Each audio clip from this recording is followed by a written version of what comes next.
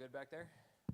All right, go ahead and get started. Good evening, everyone. Thanks for joining us at tonight's post-match press conference, joined by Austin FC head coach Nico Estévez following the team's 2-1 victory over New York Red Bulls. Quick housekeeping note before we begin. Tonight's attendance of 20,738 marked the 80th consecutive MLS home sellout for Austin FC, which extends the league's longest active streak. Before we go into questions from the media, Nico, we'll start with your thoughts on the match.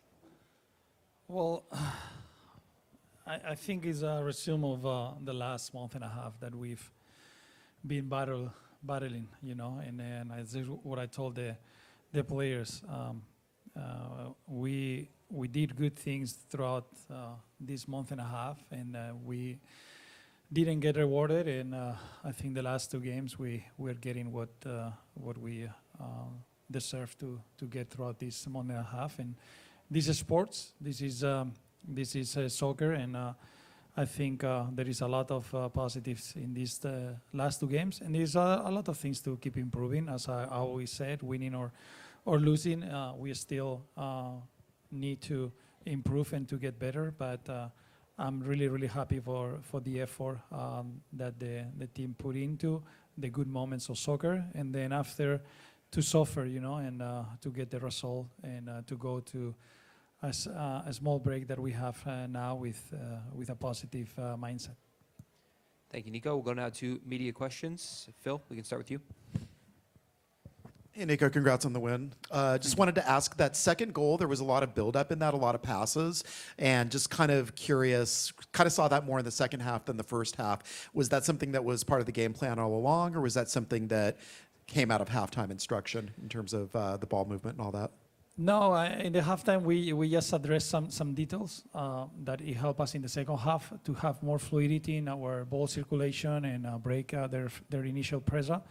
But the idea in the plan was the same from the beginning. Sometimes you can do more often, and I think the other day against Colorado we saw some things like that. Against San Diego in the second half, the same. And I think we have to keep being consistent on creating those overloads and penetrate as we did, and to create goal scoring opportunities. But we also have to say that the challenge that we had today in front of us is a big one. You know, they played the final last year. They've been playing a lot of conference finals in the last years. They've won Open Cup as a club has the winning mentality, a lot of talent, and then a team that really difficult to play against because they are really well organized defensively and they run a lot. They run like one of the most in the league. Then for us was a big challenge today to play against them, and I think we did a good job. And as you said, the goal. It was a reward of all the work that we've been doing to improve those final parts of the game. Yeah, and then just thinking about the defensive side of things, Choupo-Moting is a double-digit goal scorer. He got pretty well neutralized tonight. And then even though they had the goal, technically they didn't have a shot on goal until Forsberg's free kick deep into stoppage time. So just wondering about the defensive game plan going in and why it was as seemingly effective as it seemed to be looking at those stats. For me, it's one of the keys, you know, today to win this game and to beat Red Bull, you know, a team that if you see their last, I think, 3-4 games they won and scoring multiple goals, and Galaxy play not long ago and they beat them 7-0. You know, it's a difficult team to control because they have quality, they have fast players, and they don't hesitate. They are very vertical and their center backs are really good passers, and they can find passes inside difficult, and it makes difficult for us. But I think we knew if we control them defensively, we're going to have chances because they also suffer in some moments on transition that we could score the third goal late with Hader and before with some good transitions that we had, and we just had we're a little bit unlucky. I mean, we scored the third goal with Owen, but it was offside, and you know, it was difficult. But I'm very proud of the team to stop that good team in the attacking. Colby? Just getting 2 wins going into kind of like a mini break here. I mean, just what does that do for you overall? I mean, you go a little bit more happy, you know, that start thinking that we need more points and whatever. I think we go into the break in a good position to when we come back to go to a Seattle that is a team that has 3 points more than us and try to catch them, you know. And I think this is our goal, but going into the break with a little bit of points and be in the table in a good position, I think it helps to keep improving. We just need to keep getting better. And Biro's kind of been quietly really good, you know, his entire time here. And, you know, he gets the opening goal. What did you see out of him tonight? I mean, Biro is a player that have a lot of qualities. He's an interesting player because he has played in different positions in his youth. You know, he has played central midfielder, has played center back, has played fullback.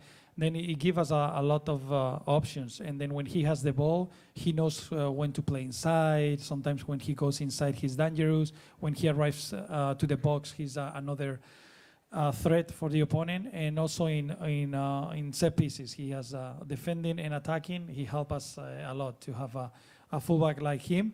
And we have just to keep working with him and getting better. There is things that he needs to do better, and he knows, and we just need to put him in a better position also to improve his level. Eric? Yeah, congrats on the win, Coach. And then on Desler and Pereira, just how important is it to have them back in the lineup? And did Desler pick up an injury with that substitution?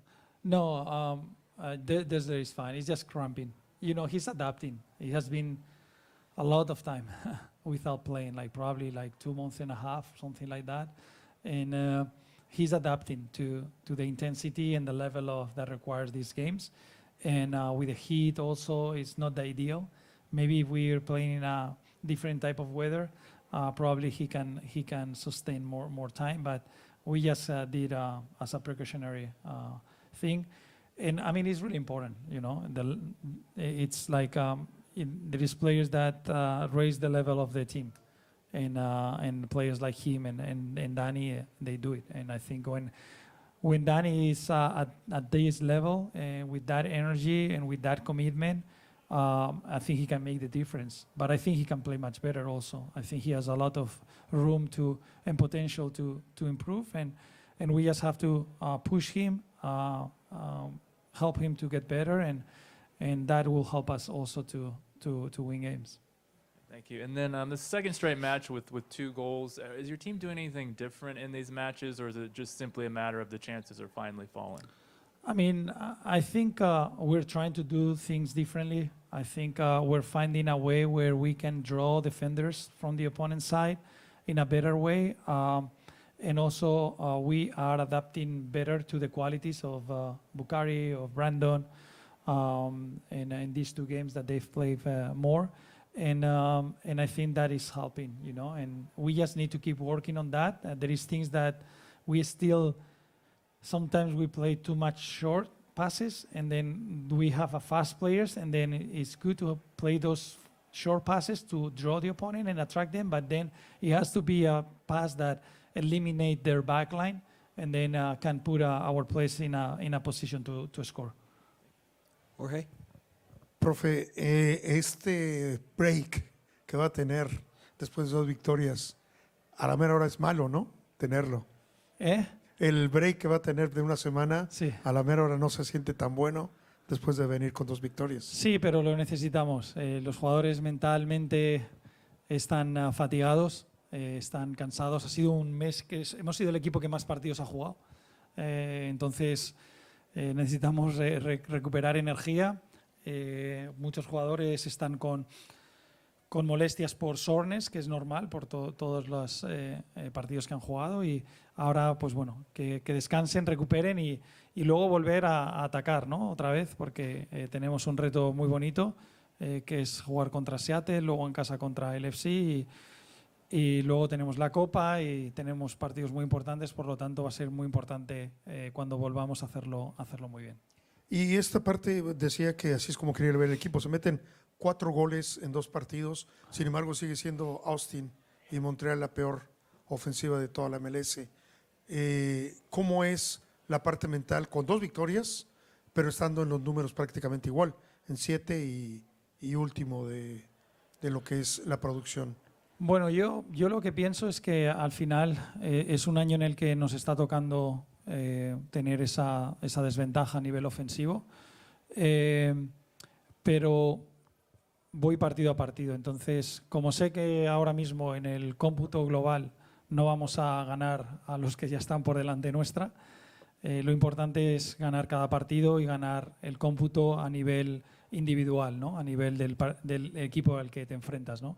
Entonces hemos conseguido hacerlo en 2 partidos y ese es nuestro reto, ¿no? El seguir haciéndolo más adelante con los equipos que tengamos, y luego cuando acabe el año pues haremos un análisis de qué podemos mejorar para el año siguiente.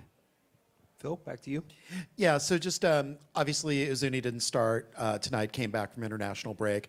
I'm just kind of wondering about where you feel he's at in his development. I mean, obviously now it's just the 1 goal in, I believe, 16 games that he's played. But, obviously getting him to generate offense and to score goals is going to be a big part of the project this year. Yeah, I mean, we have to understand that he traveled a lot and then he was tired. And I wanted to repeat the team that did very well the other day, and it's like he understood because he wants the team winning and he's a really good teammate. Obviously, when he came in, he was dangerous, created a couple situations, one in the last good pass to Hader, and he was there to just finish the play in case Hader decided to play that ball. But I think he needs to go and see his son. I think he is what he needs. He saw a little bit, yes, because there is the rules are very strict. He could see him 20 minutes, and then I want him going with his family, same as Bukari, go to Ghana, stay with the family, enjoy them, see their kids. And I think this is going to help both to come with a new energy, and hopefully Meritos family can come with him or soon in the summer, and he can have everyone here, because I think this is one of the things that probably is more affecting to him. They're doing that this coming week, though? Yeah. Tomorrow everyone is leaving. When are they back? Friday. Yeah. Colby? Some of the guys will have some extra days because the distance of the trials they do, and I always do that with the players that live very far away. I know how hard it is. I'm not gonna go to Spain, but I'll stay here to watch the national team, but I think the guys need to. Each player needs their thing, and we have to manage that in the right way. I think that will help us. I don't know if you listen to Luis Enrique. They were the team that most vacation gave to the players in the winter break, and it's interesting. It's interesting. Sometimes we think we have to work, and sometimes it's good like to. And these guys deserve it. It's been a long ride. No. I heard him in a press conference a couple of weeks ago. I know some people on his staff, but I don't know him personally. Colby? Just a quick one from me. The chemistry from Bukari and Vazquez, is that something you see building? Is that an accurate, or is it? Was it always there and it just showed tonight? I think it's about playing together, training together, finding things, showing videos. You can see that. Today, I think it was a couple times that Brandon, if he passed with the right weight, Buka could have 2 chances.